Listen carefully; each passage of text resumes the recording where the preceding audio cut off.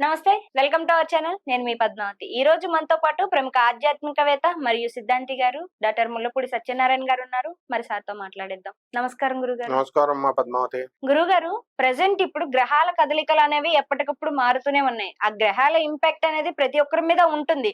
But ఇప్పుడు చూసుకుంటే AP పాలిటిక్స్‌లో కావచ్చు, ఇటు తెలంగాణ పాలిటిక్స్‌లో కావచ్చు, కొన్ని మార్పులనేవి చూస్తున్నాం. అదే పరంగా రాజకీయ నాయకులు కూడా కొన్ని మాటలు కూడా ఎదుర్కోవాల్సొస్తుంది. లైక్ పవన్ కళ్యాణ్ గారి గురించే తీసుకున్నట్టయితే గనక పదవిలోకి రాకముందు ఉన్న మాటలు, ఇప్పుడు చేస్తున్న చేష్టలకి సంబంధం లేదు అనేసి ఓ పక్కన వైసీపీ వాళ్ళు కూడా దెప్పిపోవడం మొదలుపెట్టారు. అదే రకంగా ఇక్కడ పాలిటిక్స్ లో కావచ్చు, లేకుంటే మనకి ఇంటర్నేషనల్ గా కూడా కావచ్చు, మార్పులనేవి చోటు చేసుకుంటున్నాయి. సో ఇప్పుడున్న గ్రహస్థితుల ప్రకారం ఎలా ఉంటుందంటారు? ఇక ముందు పాలిటిక్స్ ఏ విధంగా మారుతాయి అంటారు?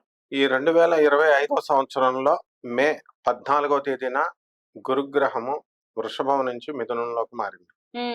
తర్వాత మళ్ళీ అక్టోబర్ 18 తర్వాత ఆ మిథునం నుంచి కర్కాటకంలోకి మారుతాడు. డిసెంబర్ 5 వరకు అక్కడ ఉండి మళ్ళీ డిసెంబర్ 5 నుంచి మిథున రాశి సంచారం ఇలా వక్రం చేయడం ఇలా జరుగుతుంది గురుగ్రహం. మే 18 తర్వాత రాహుగ్రహము ఎక్కడికి వస్తాడంటే మీనం నుంచి కుంభంలోకి వస్తాడు. ఈ యొక్క కేతుగ్రహము కన్య నుంచి సింహరాశిలోకి వెళ్తాడు. శని మీనరాశిలోకి ఉంటాడు. దీనివల్ల మొట్ట ఈ యొక్క గురుడు మనకి మిథున రాశిలో ఉన్నప్పుడు, అలాగే శని మనకి మీనరాశిలో ఉన్నప్పుడు యుద్ధాలు జరుగుతాయి అన్నారు. పోతులూరు వీరబ్రహ్మేంద్ర స్వాముల వారు, వంగా బాబా, ఆ తర్వాత నాస్ట్రాడమస్ అనేవాళ్ళు. యుద్ధాలు జరుగుతున్నాయి. పాకిస్తాన్ ఇండియా యుద్ధాలు, తర్వాత యుక్రెయిన్ రష్యా యుద్ధాలు వల్ల కంటిన్యూస్ జరుగుతూ ఉంటాయి. ఏదో కొంత గ్యాప్ వస్తుంది అనమాట. మళ్ళీ పాకిస్తాన్ వాళ్ళు తినంగా ఉంటారు. వాళ్ళు ఏదో ఒక పని చేయడం జరుగుతుంది. అక్టోబర్ తర్వాత మళ్ళీ వాళ్ళు చేయడం జరుగుద్ది. ఆ తర్వాత మళ్ళీ యుద్ధాలు ఇలాంటివి జరుగుతూ ఉంటాయి. అంటే ఈ సంవత్సరం మళ్ళీ ఇంకోసారి యుద్ధం జరిగే అవకాశం ఉందంటారు? ఇంకా 2025 నుంచి రోజు జరుగుతాయి యుద్ధాలు. కాబట్టి మనకి పాకిస్తాన్ కి మనకనే ఏం లేదు. ఇప్పుడు ఉక్రెయిన్ కి రష్యాకి జరుగుతుంది. అలా ఇతర దేశాలు వాళ్ళు కొట్టుకుంటారు. ఒకసారి స్టార్ట్ అయిన యుద్ధం 4 సంవత్సరాలు జరుగుతా ఉంటది అనమాట. అందువలన పాకిస్తాన్ వాళ్ళు ఏం చేస్తారంటే మళ్ళీ ఉగ్రవాద చర్యలు ఇలాంటివన్నీ పిచ్చి పనులన్నీ చేస్తారు. వాళ్ళు బతకడం సరిగ్గా చేత కాదు వాళ్ళకి. ఇతరులను బతకనివ్వరు. మన చేత తనులు తింటా ఉంటారు అనమాట.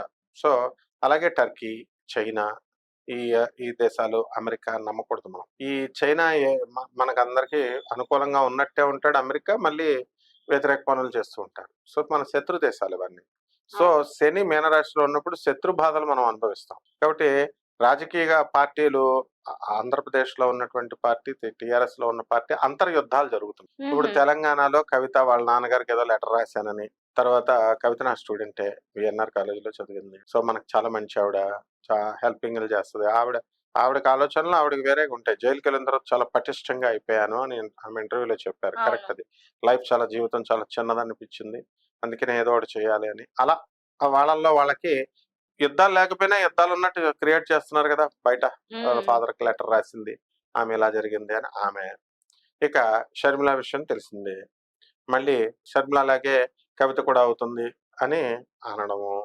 ఆ తర్వాత ఇక్కడ పవన్ కళ్యాణ్ గారి మీద కూడా కొంత వ్యతిరేకత రావడము. ఎలా వ్యతిరేకత వస్తుంది అంటే గవర్నమెంట్ లో లేనంత వరకునేమో లేదు అంటారు, వచ్చిన తర్వాత ఏమో ఎందుకు వ్యతిరేకత అని అంటూ ఉంటారు. కామన్ అదంతా. గవర్నమెంట్ స్ట్రిక్ట్ గా ఉంటారు. ఇవ్వాల్సినవి చేస్తున్నాడు పాప ఆయన, పిఠాపురంలో చేయాల్సినవి చేస్తున్నాడు.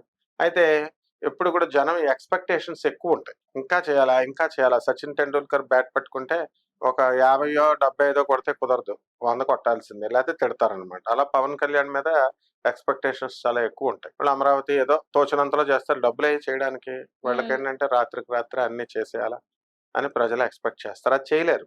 వాళ్ళకి తెలుసు. కాబట్టి చంద్రబాబు నాయుడు గారి మీద అయినా టీడీపీ పార్టీ రూలింగ్ పార్టీ మీద వ్యతిరేక రావడం అనేది కామన్. అది కొంచెం లేట్ గా వస్తుంది. కొంచెం ఇప్పుడే ముందే వైసీపీ పార్టీ వాళ్ళు ప్రచారాలు అవి చేస్తూ ఉంటారు. ఇదంతా కూడా శని మీనరాశిలో ఉండడం దాని యొక్క ప్రభావం. తర్వాత రాహు కుంభరాశిలోకి వచ్చాడు కాబట్టి రాజకీయ నాయకులు అందరూ కూడా ఇంచుమించుగా పిచ్చోళ్ళు అయిపోతారు.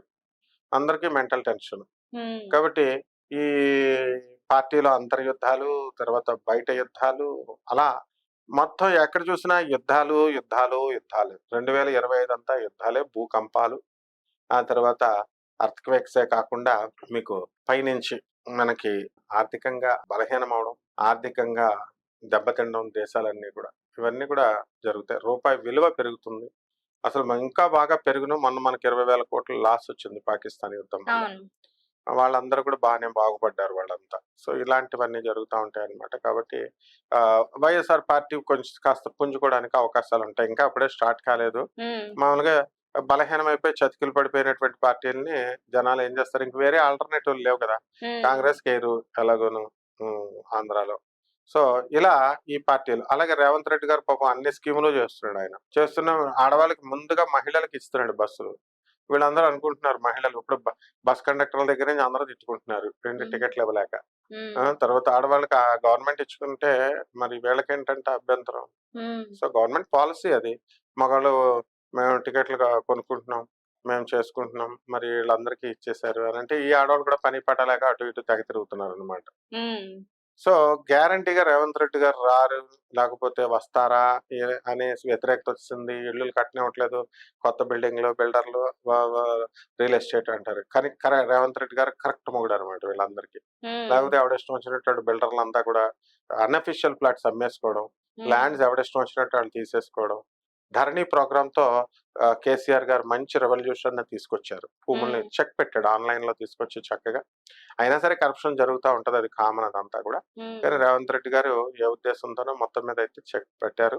ఇప్పుడు ఓవైసీ బిల్డింగ్‌లు కూడా పడగొడితే బావుంటది. ఆ మధ్య హైడ్రాలో ఆ చెరువుల దగ్గర పేదోళ్ళ బిల్డింగ్‌లు, మల్లారెడ్డి బిల్డింగ్‌లు వాళ్ళయి వీళ్ళయి పడగొట్టారు. ఓవైసీతో ఒకటి పెండింగ్ ఉండిపోయింది. హ్మ్. మరి కాంగ్రెస్ పార్టీ మరి నిజంగా చిత్తశుద్ధి ఉంటే అది పగలగొట్టాలి కదా! మరి ఓవైసీది అది కూడా. అయ్యే అవకాశం ఉందంటారా? అది అవ్వాలి. అవ్వకపోతే రేవంత్ రెడ్డి గారికి భవిష్యత్తు లేదు. కాబట్టి కంపల్సరీ చేయాల్సిందే. సోనియా గాంధీ వద్దన్నా సరే, ప్ర రాహుల్ గాంధీ వద్దన్నా సరే రేవంత్ రెడ్డి గారు రిస్క్ తీసి కొట్టిపడేయాలనమాట. ఈ హ్మ్. విధంగా జరిగితే బానే ఉంటుందమ్మా. అలాగే ఇంటర్నేషనల్‌గా సెంట్రల్ లెవెల్‌లో గూడా రాజకీయ అస్థిరత్వం అనేటటువంటిది హ్మ్. యుద్ధాలనేటటువంటి పార్టీలు జరుగుతాయి. మోదీ గారి క్రేజ్ కొంచెం కొంచెం మన ఓట్లు తగ్గడంతో తగ్గింది కదా! అలా ఇయన్నీ కామన్ మార్పులన్నీ కూడా హ్మ్. జరుగుతా ఉంటాయి.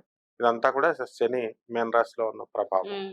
గురువుగారు ఇక్కడ ఎట్నుంచి చూసినా కూడా కాస్త ఏపీ సైడ్ నుంచి అయితే గనక మన పవన్ కళ్యాణ్ గారికి ఎక్కువ థ్రెడ్ ఉన్నట్టు కనిపిస్తుంది. ఎందుకంటే జగన్ గారు కూడా రీసెంట్‌గా ప్రెస్ మీట్ పెడుతూ పవన్ కళ్యాణ్ గురించే మాట్లాడడం జరిగింది.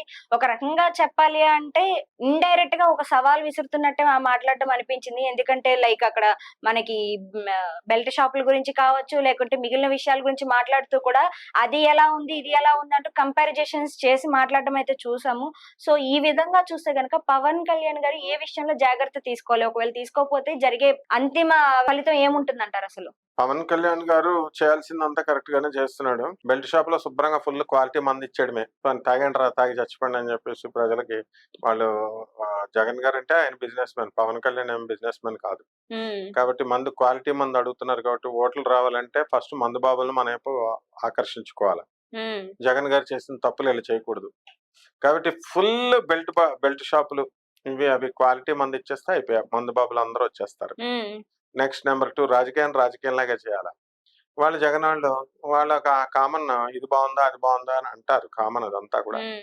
సో, ఈ అమరావతి అది ఎలాగో క్యాపిటల్ అప్పుడే తయారవ్వదు. కొ అవ్వదంటారు. అప్పుడే ఎక్కడ అవుతాయి? డబ్బులు లేవు కదా! హ్మ్. ఏదో చెప్తారు. ఏదో చిన్న చిన్న 1, 2 బిల్డింగ్‌లు కడతారని. సో, కొత్తగా ఉన్నటువంటి ఇండస్ట్రీస్‌ని లాక్కు రావాల. పెట్టుబడులు పెట్టించాల. హ్మ్. ఇవన్నీ కూడా చెయ్యాలి. ఇవన్నీ హ్మ్. జరగవు కదా! కాబట్టి పవన్ కళ్యాణ్ గారు పిఠాపురాన్ని ఫుల్ డెవలప్ చేశాడాయన. ఫుల్ రోడ్లేసేయాల. జనాలకి ఫుల్ టాక్స్‌లేసేయాల. డబుల్ రేట్లు పెంచాల. ఏం హ్మ్. పర్వాలేదు. ఈ జగన్ గారి దగ్గర మన దగ్గర డబ్బులు తీసేసుకున్నారు వాళ్ళు. హ్మ్. తీసేసుకొని ప్రజల డబ్బే అదంతా కూడా.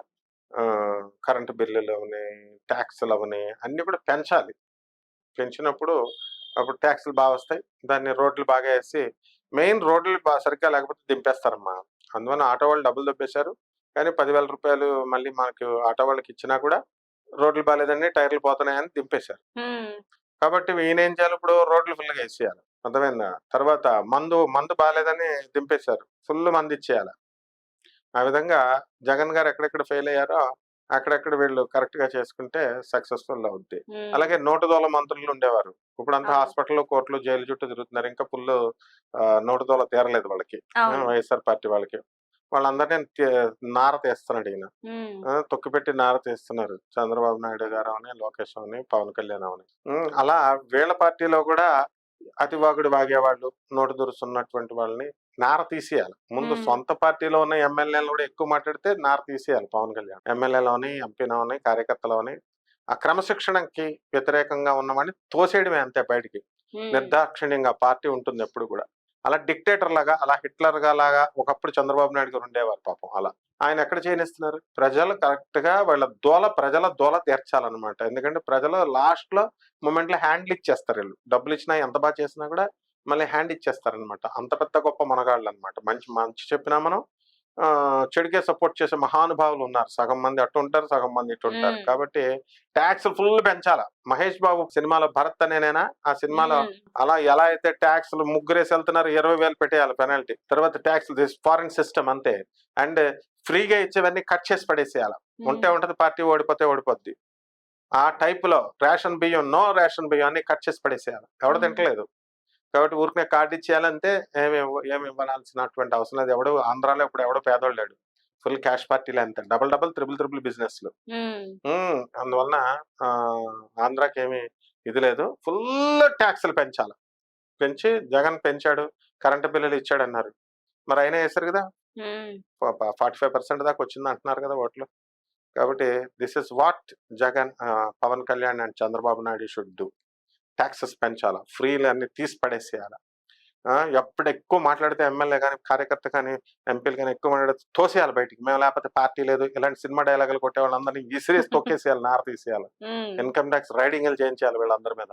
ఈ విధంగా కనుక చేస్తే పవన్ నెంబర్ 1, చంద్రబాబు నాయుడు నెంబర్ 1 అవుతారు. జగన్ కూడా బుద్ధి తెచ్చుకుని మినిస్టర్లకి పెద్ద పీకుడుగాడిలాగా మినిస్టర్లకి తర్వాత వీళ్ళకి అపాయింట్మెంట్ ఇచ్చేవాడు కాదు.